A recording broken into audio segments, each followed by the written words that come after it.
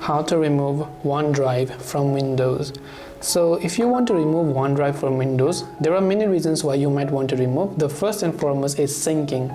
So if you're signing your Microsoft, everything like your files, folders, they automatically get backed up inside your OneDrive, which you don't want, right? And you don't even use OneDrive, right? So what do you do to remove it? Well, to remove it is very simple. Go to your search bar and just open up Control Panel. So search for Control Panel and then open up Control Panel here. Under Programs, you will see Uninstall a Program. Go to Uninstall a Program option. Here you simply have to search for Microsoft OneDrive. Now in my case, I have already happened to delete Microsoft OneDrive. That's why you're not finding over here. But if you have, then you'll find the Microsoft OneDrive option here. So let's say this is Microsoft OneDrive, like just assuming. You'll find the Uninstall button there, and once you select Uninstall button, then you will be able to remove Microsoft OneDrive. So you'll find OneDrive in this Control Panel options.